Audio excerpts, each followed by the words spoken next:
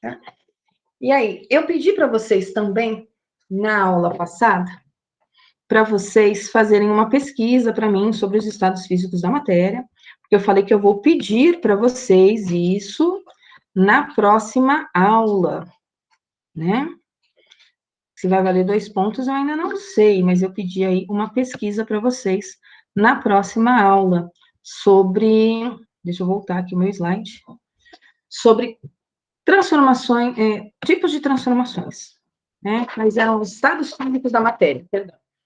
Que a gente sabia que tinha o sólido, o líquido e o gasoso.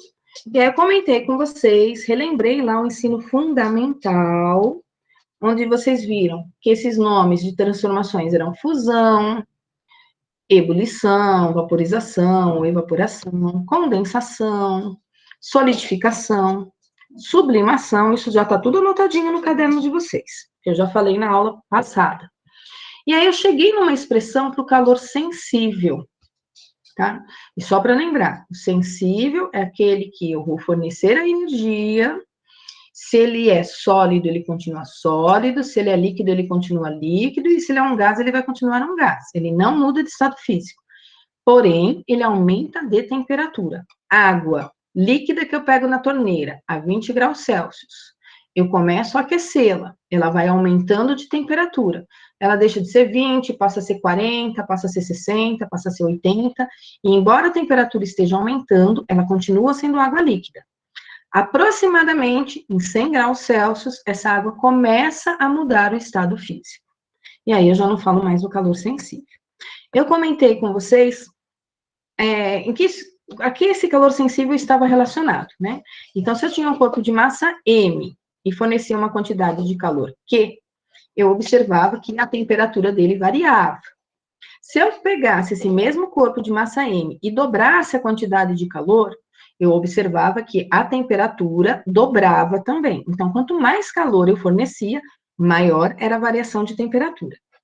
Depois eu disse para vocês que se eu mantesse a mesma massa, se ao invés de manter a mesma massa, eu modificasse a quantidade de massa, ela deixasse de ser M e eu dobrasse essa massa, ou triplicasse essa massa. Eu não consigo, fornecendo a mesma quantidade de calor, observar a mesma variação de temperatura. Tá? Quanto mais massa um corpo tem, mais energia eu preciso fornecer para a temperatura dele aumentar.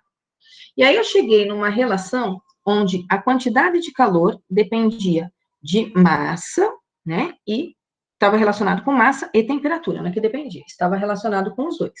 E ficava faltando levar em consideração de que elemento químico era feito esse corpo, porque dependendo do material, ele pode ser bom condutor ou mau condutor de calor. E aí, para representar o material, eu falei da letrinha C, que era o calor específico. Isso, algumas pessoas, Daniel, falam que é queimacete essa expressão. M de massa, C de calor específico, delta T de temperatura, né? E aí a gente agradece aqui na frente ter um M e não a letra K, porque tudo em física tem letra K, né? Constante elástica da mola, K. Fluxo de calor, aparece um K. Aqui aparece um M, graças a Deus, aí fica queimacete, senão ia ficar um palavrão aí a expressão, né? Se fosse um K no lugar do M. E aí eu comentei com vocês a unidade desse calor específico e o que ele significava na aula passada. Então, o calor específico, deixa eu ver se isso está aqui no meu próximo slide, né?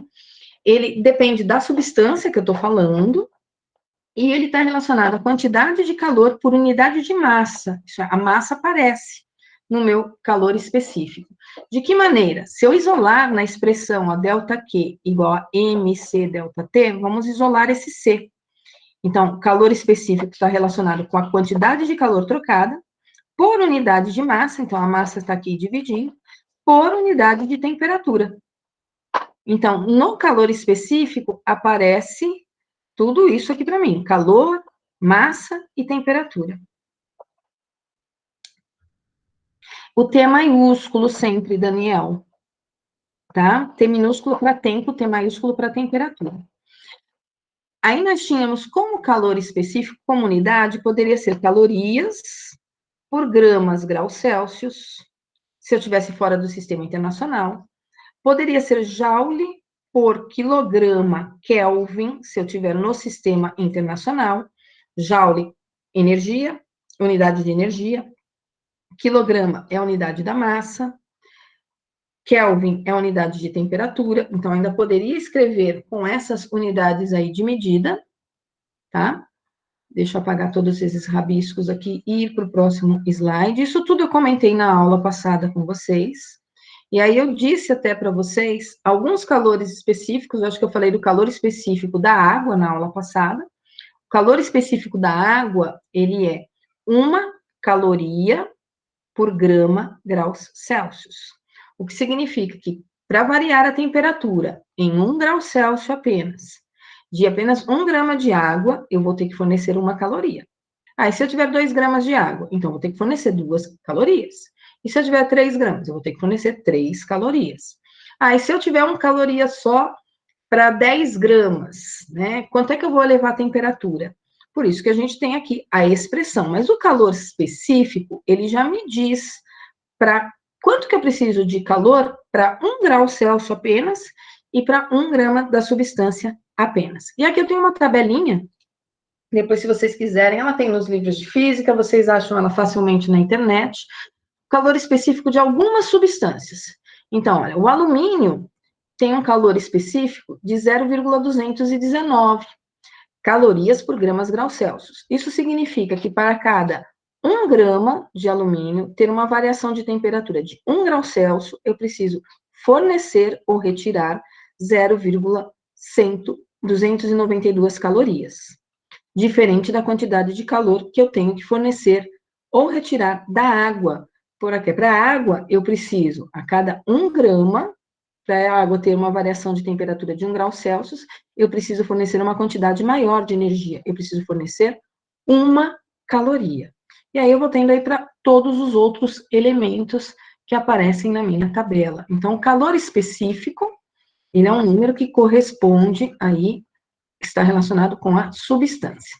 Nas aulas presenciais, a gente fazia um experimento que era o seguinte: eu dava para os alunos uma pecinha de metal e não dizia do que ela era feita. Era uma pecinha colorida que eu dava para os alunos. E aí eu pedia para eles descobrirem do que ela era feita. Se ela era de alumínio, se ela era de cobre, se ela era de ferro. Ouro ela não era, com certeza, porque eu não conseguia dar uma pecinha de ouro para cada um, né? E nem de prata, tá? Mas eu queria saber de que substância ela era feita.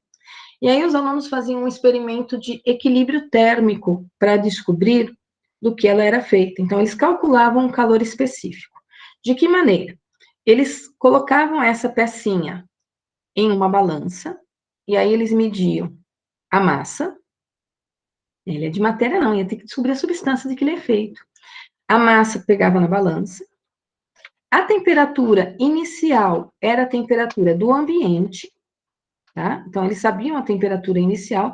Normalmente, no laboratório, era em torno de 23 graus Celsius.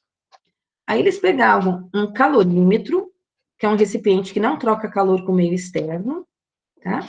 Nesse calorímetro, eles colocavam água. A massa de água que eles colocavam dependia de quanto eles queriam colocar. Poderia ser 20 ml, 30 ml, e isso corresponde a uma quantidade de gramas de água.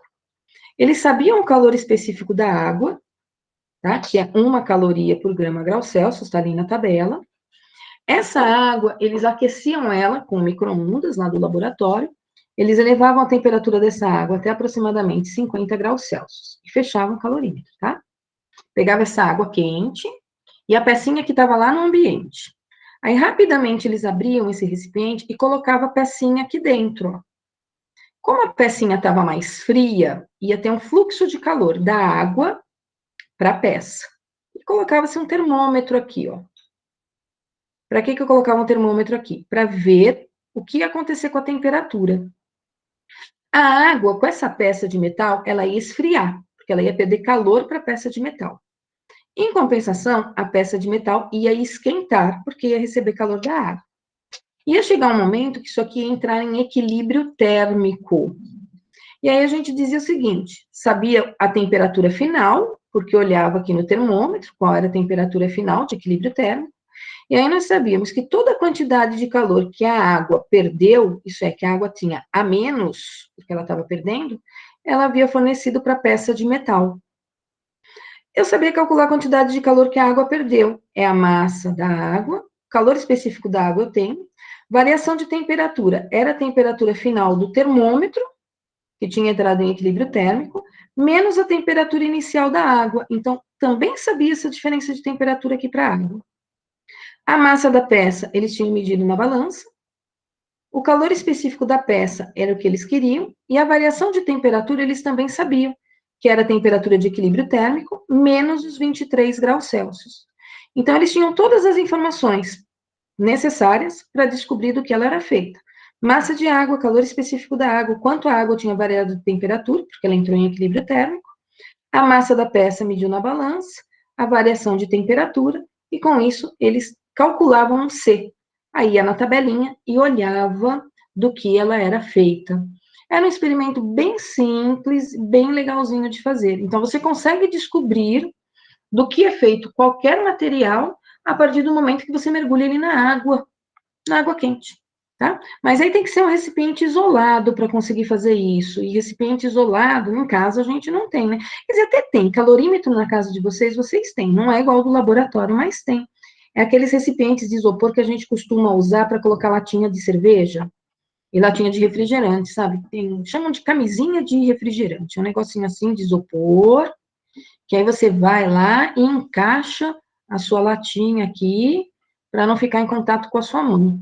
É que o do laboratório é aquilo ali com uma tampa, né? E um buraco para colocar o termômetro. Então, é coisinha simples de se fazer, e aí a gente consegue determinar.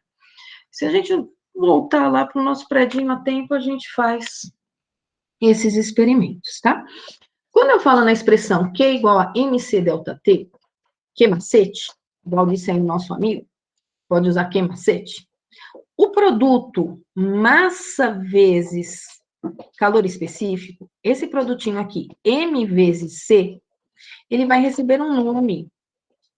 Só esse produtinho a gente chama de capacidade térmica, tá? Então, o produto M vezes C tem um nome específico, capacidade térmica, que eu escrevo com a letra C maiúscula, tá bom? O C minúsculo, calor específico. C maiúsculo, capacidade térmica. Então, eu poderia escrever essa expressão como sendo que, eu uso delta Q, eu peguei aqui do livro, tá sem o delta aqui, mas eu uso delta Q. Se tem delta T, tem delta Q do lado de cá, tá? Se tem delta de um lado, tem que ter delta do outro. Delta Q, no lugar do M vezes C, eu vou colocar a letra C maiúscula, de capacidade térmica, vezes delta T de temperatura. Então, só troquei, gente, o MC pela letra C maiúsculo. E chamei isso aqui de capacidade térmica. Vamos entender o que acontece quando eu chamo esse produtinho de capacidade térmica.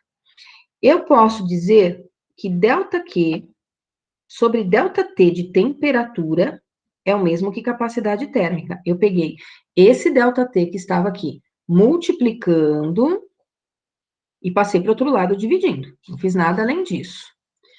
Vamos analisar a unidade da capacidade térmica. Se ela é ΔQ sobre temperatura, variação de temperatura, ela é calorias por grau Celsius, ela é joule por Kelvin, não aparece massa, tá? E o que ele me diz? Essa capacidade térmica me diz a quantidade de calor que eu tenho que fornecer para uma substância, para ela variar a temperatura em 1 grau Celsius, independente da quantidade de massa que eu estiver aquecendo, tá? Então, independente da massa, pela capacidade térmica, eu consigo descobrir quantas calorias eu tenho que fornecer para um corpo para que ele mude de temperatura, ok? Eu vou apagar esses rabiscos todos e vou para o próximo slide, que está a definição bonitinha de capacidade térmica, escrito para vocês aqui no próximo slide. É que eu gosto de falar e rabiscar, eu não dou muito bem com slide. Se eu não falo escrevendo, parece que não sou eu. Então, aqui tem uma situação, né, onde eu estou marcando aqui para vocês, estou trocando M vezes C, tá? Isto aqui, se eu pensar em M vezes C, aqui do ladinho, ó, se eu pensar que capacidade térmica é M vezes C, olha a unidade que isso sai, ó. Massa em gramas. Calor específico em calorias por gramas graus Celsius. Vejam que gramas com gramas eu cancelo. Então, consigo cancelar grama de um lado aqui, ó, com grama daqui. Sobrou para mim calorias por graus Celsius. Que é a mesma situação que eu falei anteriormente. Se eu disser delta Q sobre delta T, nossa, que slide louco, né? Eu pus delta teta aqui. Aqui é delta T de temperatura. Isso que dá, sair copiando a coisa aí dos livros diferentes, dá nisso. Tá certo? E aí, por definição, ela é a quantidade de calor que eu vou fornecer para um corpo, né? Para ele modificar a temperatura dele em apenas uma unidade, em graus Celsius, em graus Fahrenheit ou em Kelvin, não levando em consideração a massa. Por que eu estou falando de capacidade térmica? Porque, às vezes, alguns exercícios, eles não vão dar para vocês o calor específico. Eles vão falar, o calor específico do pote onde foi guardada a maionese é tantas calorias por gramas grau Celsius. Eles vão dar a capacidade térmica do copo. Isso é, a quantidade de calor que eu vou ter que fornecer para aquele copo inteiro variar a temperatura em 1 grau Celsius. Então, sempre que ele falar capacidade térmica, ele não vai estar dando para vocês o calor específico, tá? Ou ele vai fornecer uma informação, ou ele vai fornecer outra no enunciado do exercício. Aqui tem um slidezinho só para diferenciar uma coisa da outra. Nesse slidezinho ficaria melhor aqui um delta T, ao invés de delta teta, né? Porque delta T dá temperatura. Então, a capacidade térmica é a quantidade de calor por unidade de temperatura, tá? E calor específico, aqui ele colocou como a capacidade térmica sobre a massa, mas prefiro escrever assim, ó, calor específico é a quantidade de calor por massa e temperatura. Isso é, para cada 1 grama variar em 1 grau Celsius, quanto é que eu tenho que fornecer? Aqui eu tenho que levar em consideração a unidade de massa, enquanto na capacidade térmica, não, tá? Eu vou fazer alguns exemplos com vocês sobre esse assunto. Pessoal, se precisar desses slides de aula, eles estão no e-book. Não estão muito bons esses slides de aula. Eu fiz no comecinho ali do ano passado, né? Porque, se não me engano, que começou a pandemia. Então, ele tem aí vários probleminhas, tá? Por isso que eu estou chamando aqui a atenção de vocês. Aqui está faltando um delta. Tem hora que aparece teta, e no lugar do teta tem que ser o T da temperatura, porque eu não uso teta para temperatura. Eu, Gláucia, uso T para temperatura, tá bom?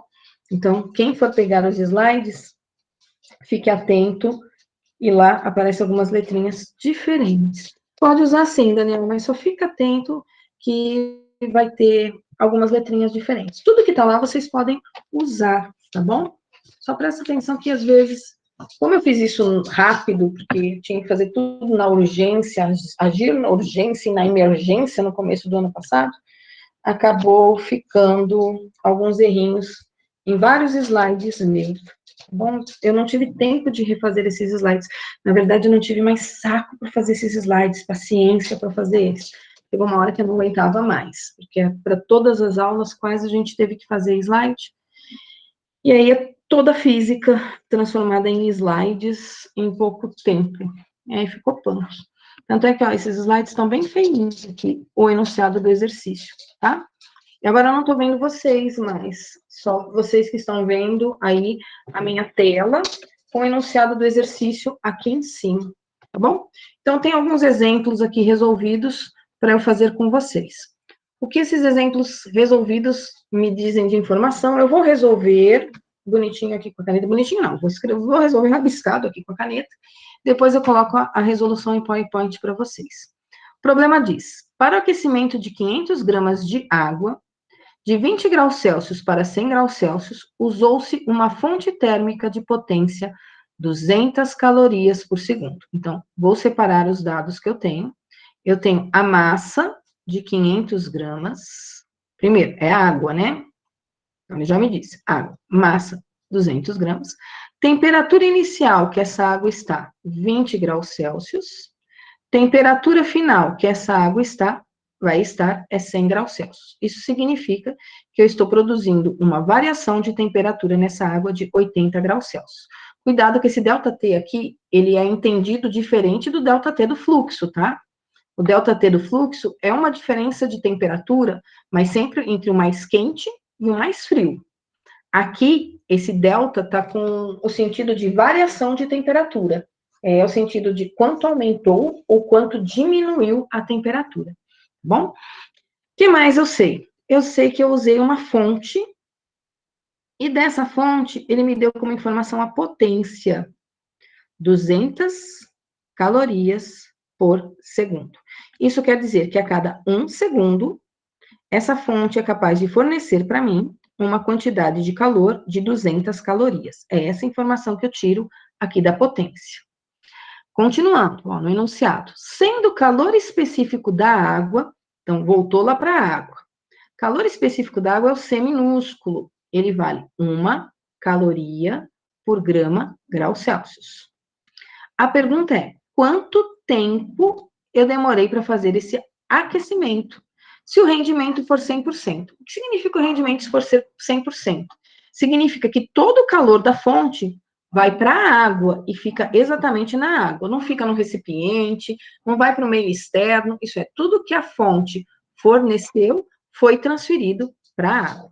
Então, a primeira coisa que a gente vai fazer é descobrir qual foi a quantidade de calor que a água ganhou para ir de 20 graus Celsius até 100 graus Celsius. Então, eu vou usar ΔQ igual a MC ΔT.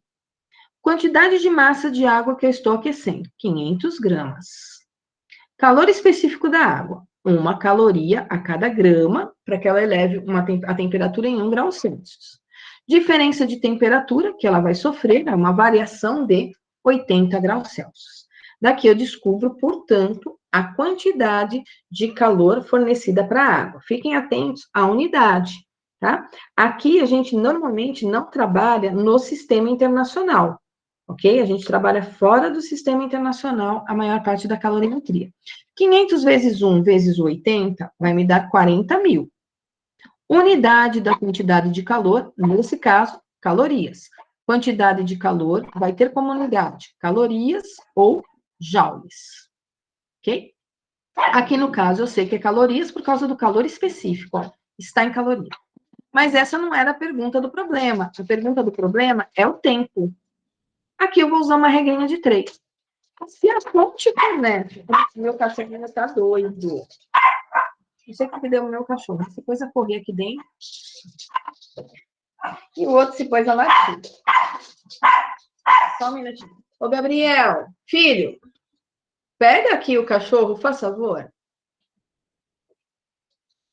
Simplesmente ele catou uma meia que estava no chão e ele está brigando com a meia, correndo pela casa com a meia na boca. Leva ele lá para cima, o Luiz. O problema é não, você fica aí correndo. Pessoal, desculpa, tá? Continuando aqui. É uma loucura aqui, tá? 2 cachorros. A quantidade de calor é 40.000 calorias, mas a pergunta é o tempo. Então, regrinha de 3. Se a fonte fornece 200 calorias a cada 1 segundo, quanto tempo ela vai demorar para fornecer 40.000 calorias? Essa é a minha regrinha de 3. Então, eu vou ficar com 200 vezes x igual a 40.000. O x, portanto, é 40.000 dividido por 200. Vou cortar 2 zeros em cima, 2 zeros embaixo, 400 dividido por 2, 200. Como a pergunta é o tempo, 200 segundos. Eu nem vou transformar para horas e minutos, eu vou deixar a resposta em segundos mesmo, tá certo? Pessoal, eu vou tirar todos esses meus rabiscos, vejam, a resolução dos exercícios de calorimetria, elas não são difíceis, pelo contrário, esse assunto aqui ele é bem tranquilo. Quando a gente entra na matéria de termologia, calorimetria, esse assunto é tranquilo de verdade. Tá? A parte de termômetro, de dilatação, quantidade de calor, já desceu doido de novo. Vou tirar os meus rabiscos e vou deixar a resolução em PowerPoint aqui para vocês, tá certo? Enquanto vocês observam aí ou anotam essa resolução em PowerPoint, eu vou começar a chamada, tá? Então, quem tiver presente, por favor, coloque um S para mim no chat, ou um ponto, qualquer coisa para eu saber que vocês estão se manifestando, estão acordados, estão vivos aí do outro lado, por gentileza. Abner está presente, põe um ponto, um S, um oi para mim no chat. André está por aí. André Silva, aí, André, salve, salve, André. André Vinícius. Arthur Costa. Arthur tá por aí? Aí, salve, salve, Arthur. O Arthur é salve, salve, salve, salve, salve, salve. Carol. Salve, Carol. Daniel. E aí, vivo está, né? Daqui a pouco a gente começa a dar vivo estou. Vai dar uma de let it go aqui com vivo estou, né? Bem por aí, Dani. Sobrevivendo. Diego, cadê Diego? Dá um oi para nós, se tiver por aí, Diego. Du, cadê você, Du? Aí, salve, salve, Du. O Efraim, a gente já conversou no comecinho da aula, tá aí, né? Salve, salve, Efraim, tá acordadinho ainda. Felipe, cadê você, Fê? Dá um oi para mim. Tá todo mundo salvado aqui. Se tá na aula, tá salvado, Edu. Felipe tá aí. Tá salvo, né? Não salvado, salvo.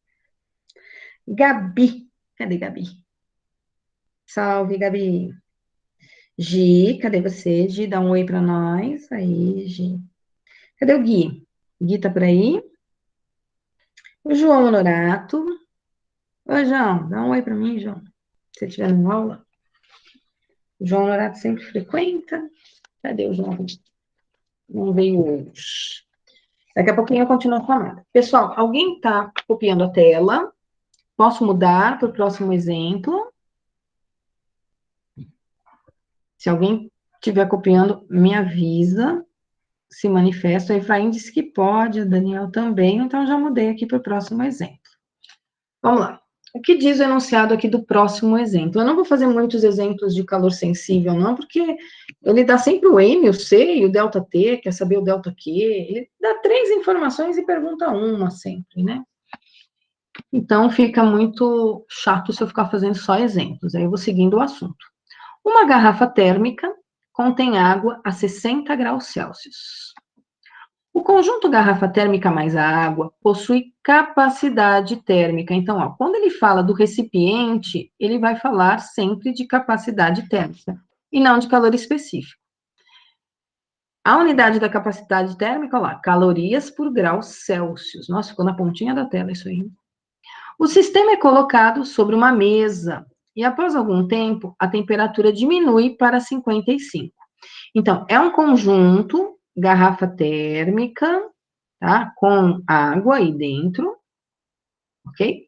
E aí, o que eu sei? Eu sei que, inicialmente, esse conjunto está a 60 graus Celsius, e que depois de um tempo que ela está sobre a mesa, a temperatura passa a ser 55 graus Celsius.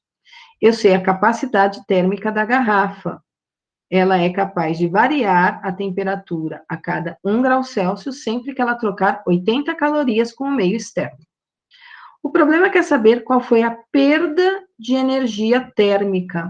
Energia térmica é calor. Então, qual foi a quantidade de calor que essa água perdeu? Como é que eu sei que ela perdeu? Porque quando eu olho a variação de temperatura, ela é a temperatura final menos a temperatura inicial. No final, a água e a garrafa estavam a 55 graus Celsius, sendo que no início ela estava a 60, o que significa que ela perdeu 5 graus Celsius na sua temperatura. A variação de temperatura foi de 5 graus Celsius. Aqui eu vou usar ΔQ igual a MC ΔT, lembrando que esse M vezes C, eu já tenho o valor dele, porque ele é a capacidade térmica, tá? O ΔQ é a quantidade de calor, que é o que eu quero saber. A capacidade térmica é o 80. E a diferença de temperatura vai ser de menos 5 graus Celsius. O sinalzinho de menos que vai aparecer aqui na minha resposta é porque ele perdeu o calor. Sempre que perde calor, aparece um sinalzinho de menos. Se não aparecer esse sinalzinho de menos, é porque o corpo ganhou energia térmica, então ganhou calor. E aí, a unidade que isso aqui vai estar, eu vou precisar olhar nas unidades dos meus dados. Como a capacidade térmica está em calorias, a minha resposta vai ficar em calorias também. Ok? Então, esse conjunto, garrafa térmica mais água, perdeu uma quantidade de calor de menos 400 calorias. Ou, então, simplesmente perdeu 400 calorias. Tá certo? Tem aqui uma resoluçãozinha em PowerPoint para vocês, caso vocês vão copiar essa resoluçãozinha. Só que na resolução do PowerPoint, eu não escrevi Q igual a MC delta T. Eu escrevi que a capacidade térmica era a troca de calor dividida por temperatura, que é a mesma coisa que Q igual a MC delta T, tá? Vou dar um tempinho para quem está tirando print. Ok, Matheus. Eu vou prosseguir a chamada agora, tá? Parei no João Pedro Carvalho. João Pedro Carvalho está por aí? Fala um oi para mim, João, se você estiver na aula. O João Pedro Salmento. Salve, salve. José William. Cadê o José? O João Norato chegou hoje, não. Sente só falta. Falei até que você não faltava nas aulas, João. Falei, cadê o João? Que não falta nas minhas aulas. Grande João. Espero que esteja bem aí, João. O José William tá aí? José William não. Cadê a Ju? Dá um oi para mim, Ju. José. Então tá ótimo, João Norato. Importante estar bem. Juju também tá aí. Salve, salve, Ju. Léo, cadê o Léo? Oi, Léo. Oi, Ju. João Norato, que chegou agora há pouco também. Oi. Olha o Richard te dando oi, Léo. Fala oi pro Richard, Léo, senão ele vai ficar magoado, Léo. Ele nem vai dormir à noite se você não falar um oi para ele. Olha, Richard, fica feliz. O Léo respondeu para você, tá? Olha que bonitinho. Cadê a Lelê? Oi, Lê. Lorenza, cadê Lorenza? Salve, Lorenza. E o Lourenço? Cadê o Lourenço? Salve, salve, Lourenço. Salve, Lourenço. Vamos lá. Lucas Eduardo, tá por aí? Luquinhas? Não. Lucas Fernandes? Nenhum dos dois Lucas? Matheus Estevam? Cadê o Matheus Gonçalves? Gente, tô ficando preocupada com o Matheus Gonçalves. Ele voltou a sumir de novo. Isso não é legal. O Matheus Estevam tá aí, mas o Matheus Gonçalves voltou a sumir na minha aula. O que será que acontece com ele? Vou anotar aqui para tentar descobrir. Cadê o Micael? Salve, salve, Micael. Murilo. Salve, Murilo. Nicolas. Salve, Nicolas. Está todo mundo salvado aí, ó. Paulo Roberto, acho que ainda não está frequentando as nossas aulas. O Paulo Roberto está lá com probleminha ainda. Cadê o Pedro Salles? Salve, salve, Pedro. Poli, cadê a Poli? Boa noite, Poli. Raíssa, cadê a nossa amiga Raíssa? Salve, Raíssa. Ricardo, cadê tu, Ricardo? Aê, salve, salve, Ricardo. Richard, aê. Juan, cadê o Juan? Para dar um oi para nós aí. Juan não tá aí? Samuel, cadê Samuel? Dá um oi para nós se estiver na aula. Samuel não vem, né? Cadê o Titi? Salve, salve, Titi. Vinícius Gavon. Boa noite, Vini. Vini Ru. Nossa, que é isso, Vini? Assusta eu não, hein? Daqui a pouco eu acho que isso aí é vírus no meu computador. Vitória Dantas. Salve, Vi. Espero que vocês estejam bem aí desse lado. Então, pessoal, esses são os slidezinhos de calorimetria. Tem alguns exercícios aqui a mais que estão propostos. Eu acho que isso aqui está lá no e-book de vocês. Tem a resolução aqui bonitinha das questões. Deve estar lá disponível para vocês darem uma olhadinha nesses exercícios aqui de calorimetria de calor sensível. Eu vou começar agora a falar no outro tipo de calor, que é o tal do calor latente, né? É assustador, né, Daniel? Para quem não entende nada de computador, é complexo isso aí que ele colocou aí, o Vinícius Zorro. Vamos lá, anotem aí no caderno de física de vocês, calor latente, tá? É a outra maneira de nós calcularmos calor. Lembrando que o calor latente envolve mudança de estado físico. Pode ser que mole, que é igual a M vezes L. Dani, eu não chego nem a usar a equação quando eu vou fazer exercício, porque eu acho que exercício de calor latente a gente consegue fazer por regrinha de 3, tá? Você vai ver que não precisa nem saber a equação. Qualquer regrinha de 3 resolve o exercício de calor latente. Ele é bem simplesinho, por isso que usa aí, ó, que mole, moleza, calor latente. Mais fácil até do que calor sensível, tá bom? Nós vimos, então, já o calor sensível. Não posso esquecer a diferença, tá? Calor sensível envolve mudança de temperatura, tá certo? E o calor latente, não. O calor sensível não tem mudança de estado físico e o calor latente tem. Então, vai aparecer aqui para gente agora as palavrinhas fusão, solidificação, condensação. Então, apareceu essas palavrinhas, ó, tem calor latente envolvido no problema. Se não aparecer essas palavrinhas, aí é só calor sensível, tá? O que acontece no calor sensível mesmo, né? Acho que aqui tem um videozinho, eu não sei se isso aqui é vídeo, se isso aqui é um vídeo, se é imagem, o que que é, né? Aqui é um simulador que mostra o aquecimento aí do ferro e do tijolo, tá? Ambos estão recebendo a mesma quantidade de calor, mas aí pelo simulador a gente observa que a temperatura do tijolo está variando mais rapidamente do que a temperatura do ferro. Por qual motivo? Eles têm calor específico diferente. Então, um vai precisar de mais energia térmica para elevar a temperatura do que o outro. Nessa situação, também, se eu fosse resfriar, olha o que eu observo, se for um resfriamento, ao invés de fornecer energia, eu retirar energia. O tijolo, ele esfria mais rapidamente do que o ferro, tá? Exatamente por quê? Porque eu preciso aí retirar rapidamente a energia dele para ele ter a variação de temperatura. Isso acontecendo, ó, aqueci, esfriei, subiu temperatura, calor sensível. O ferro continua sendo ferro. O tijolo continua sendo tijolo. Expressão MC delta T. Cada material vai ter uma variação de temperatura diferente, porque cada um deles tem um calor específico diferente. No calor latente, aí nós já vimos na aula passada o nome das mudanças de fase, os nomes das mudanças das substâncias. São 5 os estados físicos da matéria. Então, na segunda-feira eu vou mandar lá para vocês no Classroom. Falem aí para mim, expliquem os 5 estados físicos da matéria. Aí você vai explicar lá o sólido, o líquido, o gasoso, o pastoso, o gelatinoso. Vai falar para mim, não, professora, tem mais, tem o condensado, né? Tem vários estados físicos. Não, só tem 5, ok?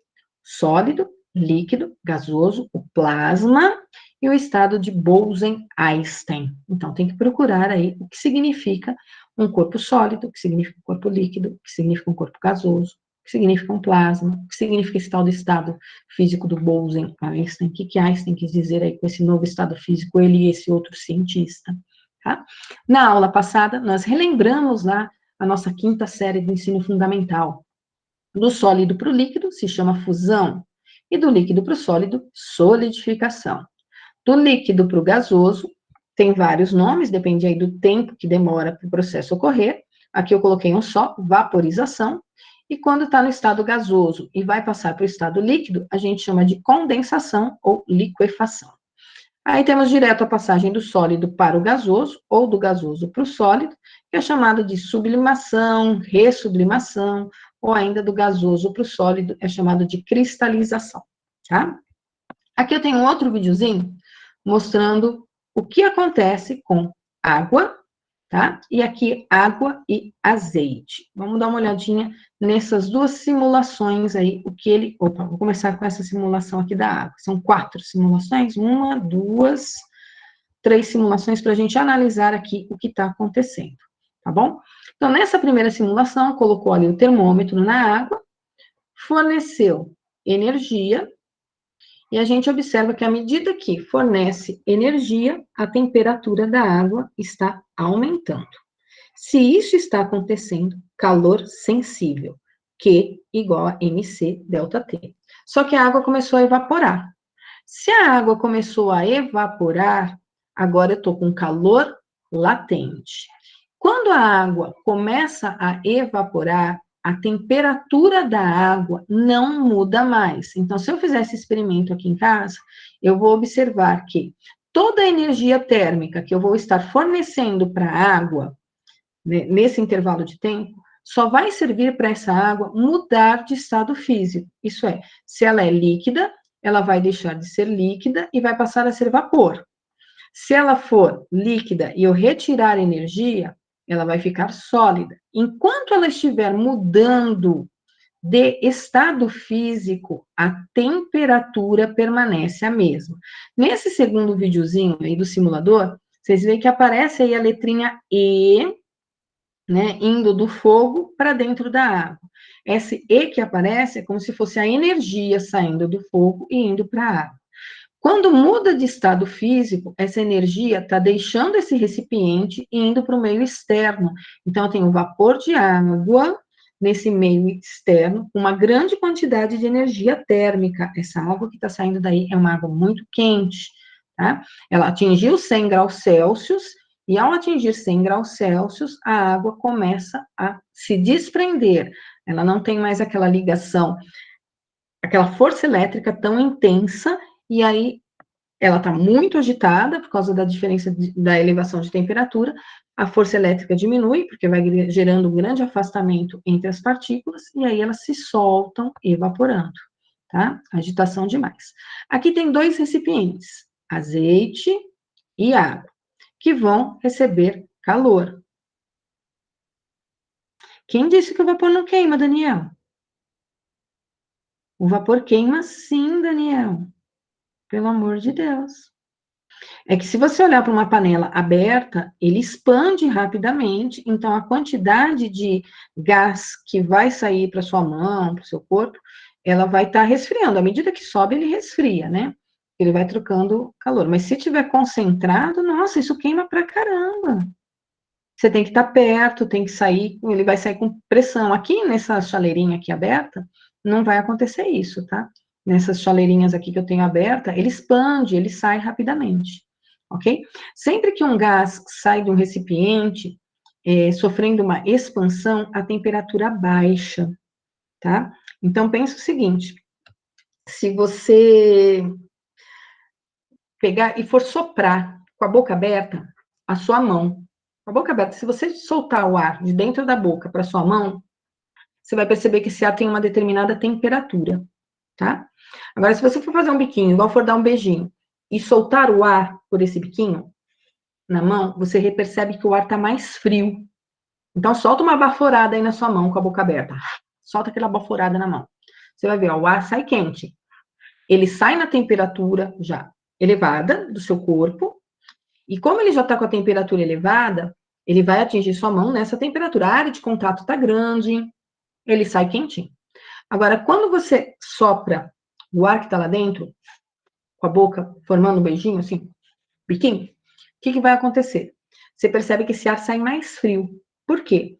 Ele estava dentro da sua boca quente, aí ele saiu por uma região muito pequenininha e ele expandiu quando ele saiu. E ao expandir, a temperatura baixa. Tá? Então, qualquer recipiente aberto, o gás que sai vai sofrendo expansão. E nessa expansão, a temperatura dele abaixa um pouco. Ok? Se você for abrir a tampa de um radiador de um carro, depois que o radiador estiver funcionando, cara, se queima. Então, você não pode sair abrindo a tampa de um radiador, assim, vou lá, o carro está fervendo, vai lá e abre a tampa do radiador. Você vai ter queimaduras seríssimas se você fizer isso, tá? Então, depois que essa água líquida, esse vapor subiu, ele começa a perder energia para o ambiente. Por isso que a gente chama essa energia de energia dissipada, porque ela sai da água, ela começa a ir para outras partículas do ambiente, e colide aí com o oxigênio, com gás carbônico, e vai transferindo essa energia para as outras partículas que estão lá dentro, e você não recupera mais essa energia, não tem como você voltar essa energia que saiu, né, com esse gás para dentro aqui do recipiente, a não ser que você coloque uma tampa, né, aí se você tampar, o gás fica lá dentro, só que à medida que você vai aquecendo esse gás, a pressão aumenta, né, e aí a pressão aumentando, o recipiente explode. Então, tem que tomar cuidado quando for fazer esse tipo de experimento, tá certo? Tanto a água quanto o azeite entram em ebulição, ok? Então, aqui eu tenho 2 recipientes, água e azeite, mesma quantidade, sofrendo mesma variação de temperatura, mesma quantidade de calor, eles estão recebendo, não a mesma variação de temperatura, estão recebendo a mesma quantidade de calor. Observem que o azeite aumenta a temperatura mais rápido do que a água, então, a água precisa, deixa eu entender melhor aqui, o azeite vai precisar de muito calor, tá? Para mudar de estado físico, enquanto a água, com pouca quantidade de calor, ela já consegue mudar de estado físico. Então, ó, evaporo o azeite, eu evaporo a água, tá? Aqui tem mudança de estado físico nítido de líquido para gás. Se eu pensar numa barra de ferro, ela está no estado sólido. Se eu fornecer energia, fornecer energia, fornecer energia, fornecer calor, essa barra vai expandir, ela vai dilatar. Quanto mais ela se dilata, mais as moléculas, as partículas se afastam, porque elas passam a ocupar cada vez um espaço maior. Ao ocupar um espaço cada vez maior, o campo elétrico entre elas vai ficando cada vez mais distante, a força elétrica diminui, ela deixa de ser sólida e passa a ser líquida. O ferro, o alumínio, eu consigo derreter, né, esses materiais. Deixa eu olhar aqui no chat que tem alguém falando comigo. Uma dúvida bem boba, nenhuma dúvida é boba, Daniel. Como que a água dos rios evaporam se a água que está lá não chega a 100 graus Celsius? Essa sua pergunta não é nada boba, Daniel. Essa é uma pergunta muito comum, inclusive. E como é que a gente explica isso fisicamente falando? Vou fazer aqui um desenho para você, ok? Não precisa ser do rio, não. Você imagina que você derrubou um copo de água no quintal da sua casa, tá? Se você derrubou um copo de água no quintal da sua casa, você vai ver que está aqui o piso e está lá a poça de água no quintal da sua casa. Essa poça de água, ela tem partículas que estão em movimento, ok? Porque essa água tem temperatura, tá? Tem temperatura, as partículas têm movimento. E aí você tem a irradiação do Sol, tá? O que a irradiação do Sol faz? O Sol está emitindo ondas para essas partículas. E quando as ondas chegam nessa partícula, aumenta a oscilação delas. É como se essa partícula fosse um carinha que está lá na praia, dentro do mar, vem uma onda, ele sobe e desce, vem outra onda, ele sobe e desce, vem outra onda, ele sobe e desce. Então, você imagina aqui, veio uma onda bem nessa molécula, nessa partículazinha que estava aqui na superfície, e começou a agitar. Só que essa partículazinha que está aqui na superfície, ela recebeu essa energia, aí vem outra onda sobre ela, e ela começa a vibrar cada vez numa amplitude maior. Sendo que o que está aqui embaixo, ó, vai demorar para receber a irradiação ou a condução desse calor, demora para receber, não é automático. Tá? Essa molécula fica com uma agitação tão grande, que é como se ela sozinha estivesse levando a temperatura até 100 graus Celsius. Ela se desprende, ela vai embora. Aí o que acontece? Como ela se desprendeu porque ela estava oscilando muito, o mesmo que uma moléculazinha de água aqui nesse vídeo, que está recebendo energia da fonte, ela foi embora, ela se desprendeu, aí ficou a molécula que estava ali abaixo dela. Aí é essa molécula que estava abaixo dela que começa a receber energia, tá?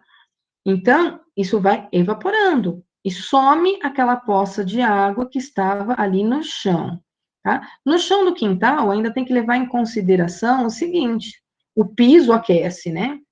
O piso aquecendo também vai variando a temperatura dessa água e facilita a evaporação. Se você pensar nas roupas que estão no varal, por que as roupas que estão no varal secam? Elas não precisam estar a 100 graus Celsius para secar, né? Uma parte da água cai, acaba caindo por causa da aceleração da gravidade, e uma parte dessa água evapora. E por qual motivo se a roupa não chegou a 100 graus Celsius? As partículas que estão aqui são poucas, são solitárias. Elas começam a receber a energia solar, automaticamente a oscilação delas aumenta, e aí elas se desprendem uma a uma. Tá certo? Esclarecida a dúvida que não é nada boba, muito pelo contrário. Inclusive isso aí vai ser perguntado para você no Enem esse ano, Daniel, para você responder isso para a gente lá no Enem, ou na prova da Unicamp, você vai estar isso lá. Né? Só que ao invés de ele falar da roupa no varal, ele vai falar as máscaras que vocês usaram, né, na pandemia. Vai estar tudo contextualizado ali para vocês, ok? Calor latente. Como é que a gente vai calcular calor latente? Na verdade, nós não vamos calcular calor latente, tá? Calor latente, que ele vai existir sempre que existir essa mudança de fase, nós já conhecemos o calor que a gente precisa fornecer para a maioria das substâncias mudarem de estado físico. Então, na expressão que a gente escreve para calor latente, a gente usa o termo ΔQ, vou por aqui do ladinho, a gente usa o termo ΔQ igual a M vezes L. Olha a expressão, por isso que o nosso amigo falou ali, ó, a expressão é Q mole, né? Vira Q mala, Ma de massa, L de calor latente. O ΔQ é a quantidade de energia que eu vou fornecer para uma determinada massa, e esse L aqui, ele sim é o calor latente, tá?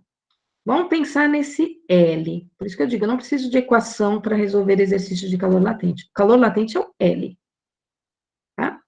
Unidade que tem esse L que aparece aqui na minha expressão. Sim, Daniel, ela seca por causa da irradiação, tá? É a irradiação solar que faz aquecer. Ok? O micro-ondas também faz aquecer por causa da irradiação, tá? Você tem ondas que estão ali irradiando, quando a onda passa nas moléculas de água, elas começam a oscilar numa amplitude muito grande, e aí tem o aquecimento. Mesmo nevando, olha, nevando vai demorar mais tempo, tá? Porque essa irradiação que vai chegar ali na roupa, ela vai ter que atravessar um monte de partículas de neve, um ar que está muito frio, tá bom?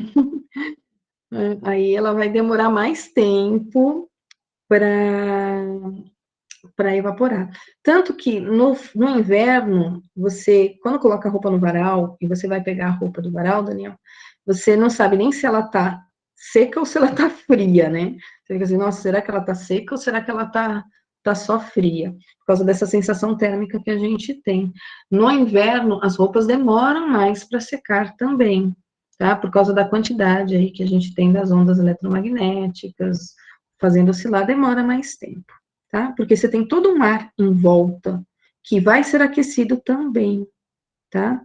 Então, você aquece o ar que está em volta da roupa também por irradiação, além da roupa, ok? Então, voltando aqui para o nosso calor latente. Qualquer coisa fala, tá, Daniel? De manhã a gente nunca sabe, Daniel, se tá molhado ou se tá frio mesmo, né? O L. Vamos pensar na unidade desse L, tá? O L, ele vai ser calorias da quantidade de calor dividido pela massa, que vai estar em gramas. Olha que legal. O L vai aparecer em calorias por gramas. Se eu pensar na água, o L de fusão da água, ele é tabelado, tá? O L de fusão da água, ele vale 80 calorias por grama. O que quer dizer o L de fusão da água valer calor latente de fusão da água, né? Vamos chamar já de calor latente? O que significa dizer que ele vale 80 calorias por grama, tá? Eu vou aquecer a água até 100 graus Celsius. Opa, fusão, perdão, vamos voltar na fusão. Vou até perguntar para vocês, para ver se vocês lembram disso. Eu mesmo já me atrapalhei. O que é mesmo fusão? Estou esperando uma resposta. Ou no microfone, ou no chat. Fusão é uma mudança de estado físico. De qual para qual mesmo? Cri, cri, cri. Olha os grilinhos aí, ninguém responde para mim. O que é a fusão? Ah, do sólido para o líquido. Ok? Então, é algo que está sólido, tipo o gelo, e vai virar água líquida. Eu estou falando do L de fusão da água. Então, a minha figura aqui, por exemplo, está cheia de cubinhos de gelo, tá? Então, isso aqui é água no estado sólido. E eu vou transformar em água no estado líquido. A 0 graus Celsius, a água pode estar tanto sólida quanto líquida, tá? Aqui eu tenho uma mistura. Enquanto isso tudo está misturado, está a 0 graus Celsius. Aí, o que eu preciso fazer para ter fusão? Eu preciso fornecer energia. Eu forneço energia, o que acontece com o gelo? Ele começa a derreter e virar água líquida. A água líquida que forma está a 0 graus Celsius. O gelo que está lá dentro ainda está a 0 graus Celsius. Enquanto isso estiver ocorrendo, eu vou falar em calor latente, tá? Eu forneço energia para o gelo virar água líquida. Quanto que eu preciso fornecer de energia para o gelo sólido virar água líquida? O L de fusão, que já é tabelado, ele me dá essa informação da água, tá? Ele me diz que para cada 1 grama de água que está no estado sólido virar água no estado líquido, eu vou ter que fornecer 80 calorias. Tá? Então, vamos supor o seguinte, vou apagar esses rabiscos que eu fiz aqui do lado esquerdo. Estou apagando todos. Eu não estou na lousinha porque eu estou tentando aproveitar os slides, tá? Então, vamos supor que eu tenha gelo a menos 5 graus Celsius. Estou com um recipiente cheio de gelo a menos 5 graus Celsius. Se eu forneço calor, o que acontece com esse gelo? Então, tá a menos 5, eu forneço calor, vai para menos 4. Deixa de ser gelo? Não. Eu forneço calor, ele vai para menos 3 graus Celsius. Deixa de ser gelo? Também não. Eu forneço mais calor, vai para menos 2 graus Celsius. Continua sólido. Forneço calor, vai para menos 1, retiro calor, vai para menos 1 grau Celsius. Opa, eu estou fornecendo calor, né? Está subindo a temperatura. Forneço calor, vai para menos 1 grau Celsius. Forneço calor, ele vai para 0 graus Celsius. Olha, enquanto eu forneci calor, a temperatura aumentou. Foi de menos 5 para menos 4, de menos 4 para menos 3, de menos 3 para menos 2, de menos 2 para menos 1. Teve um aumento de temperatura, tá? Enquanto isso aconteceu, o calor trocado a gente chama de calor sensível. Por quê? Porque não mudou de estado físico. Quando chega a 0 graus Celsius, é gelo, é sólido. Eu forneço calor, começa a derreter.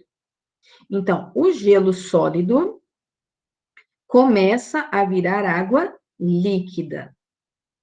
Enquanto estiver tendo essa mudança, a temperatura não muda.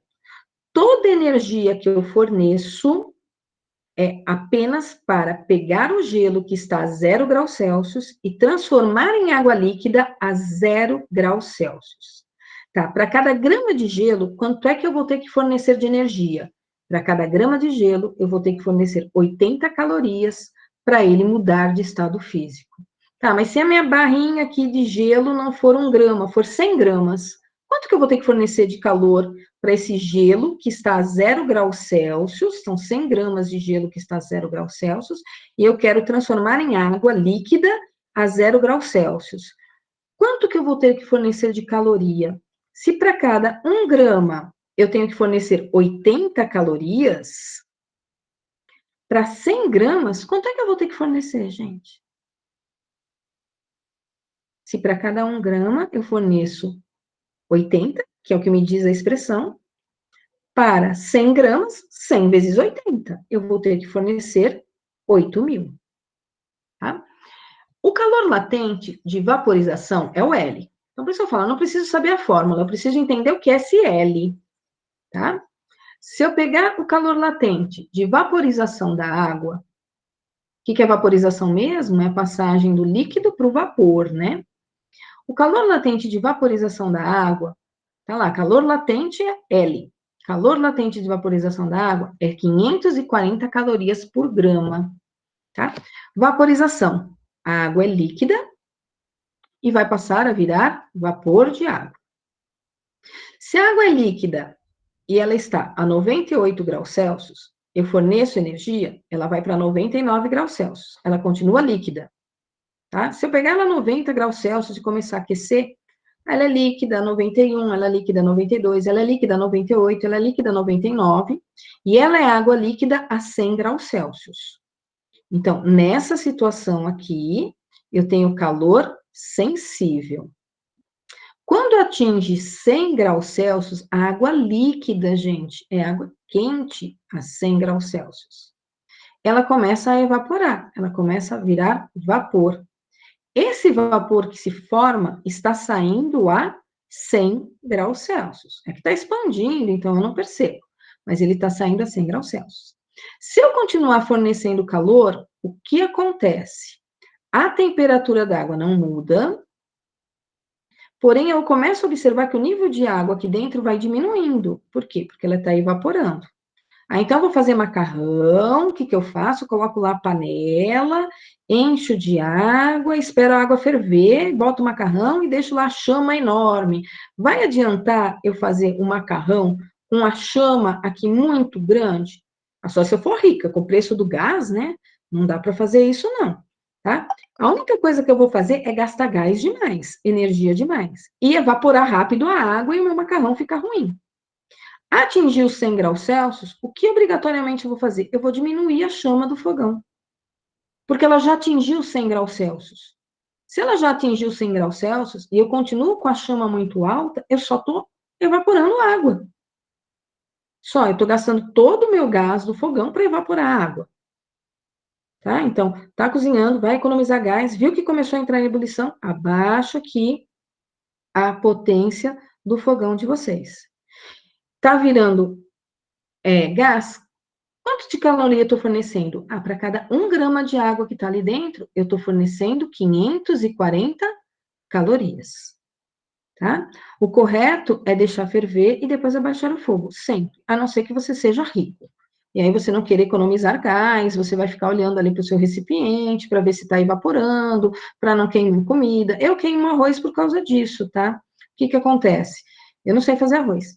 Eu sempre queimo meu arroz. Porque eu coloco a água lá, eu esqueço de abaixar a chama do fogão, a água evapora rápido, o arroz não cozinha, o arroz fica duro, tá? E queima, porque toda a água vai embora. E eu gasto muito gás. E ainda queimo arroz. Pessoal, são 9 horas, aqui meu celular já até tocou para avisar que a minha aula encerrou. Então, na próxima aula, eu volto a falar de calor latente com vocês, tá certo? Volto a falar da expressão, volto a pôr algumas situações aí para vocês. Então, pessoal, até a semana que vem. Uma boa noite para vocês, um bom descanso e obrigada aqui pela presença na aula. E a gente se vê na semana.